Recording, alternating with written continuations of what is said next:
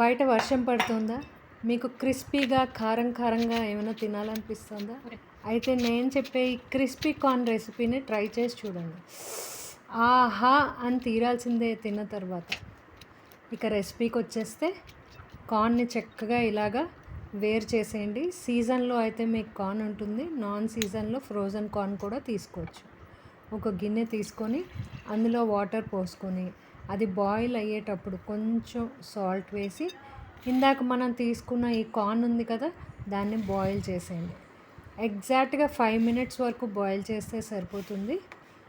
అది బాయిల్ అయిన తర్వాత దాన్ని పక్కన పెట్టేసుకోండి, బాగా చల్లారిపోతాయి. మీకు రెస్టారెంట్ స్టైల్లో టేస్టీగా అనిపించాలంటే ఈ రెసిపీలో నేను చెప్పే టిప్స్ అన్నీ ఫాలో అవ్వండి.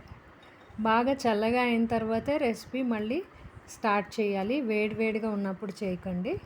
చల్లగా అయిపోయిన తర్వాత కొంచెం కార్న్ఫ్లవర్, మైదా, ఇక బియ్య పిండి, ఈ 3 కూడా ఈక్వల్ క్వాంటిటీస్లో మొత్తం కార్న్ అంతా కోట్ అయ్యేలాగా చేసుకోండి.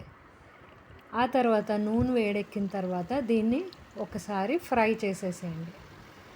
ఫ్రై చేసి కొంచెం 70% ఫ్రై చేసి పక్కన పెట్టేసేయండి.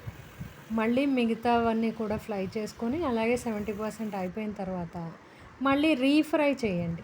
ఇలా చేస్తే కార్న్ క్రిస్పీగా ఉంటుంది. ఈ టిప్ని ఫాలో అయ్యి చూడండి, క్రిస్పీగా అనిపిస్తుంది మీకు. తర్వాత కొంచెం మిరియాలు తీసుకొని దాన్ని చక్కగా పౌడర్ చేసుకొని ఈ సెకండ్ టైం ఫ్రై చేసుకొని తీసేసిన కార్న్లో ఈ మిరియాల పొడి వేసేసుకోండి. మిరియాల పొడి, కారం, ఉప్పు బాగా కలుపుకొని లాస్ట్లో కొంచెం చాట్ మసాలా వేసుకొని ఆనియన్స్ ఇంకా కొరియాండర్తో గార్నిష్ చేసుకొని ఈ టేస్టీ రెసిపీని ఈరోజే ట్రై చేసేయండి. బాయ్.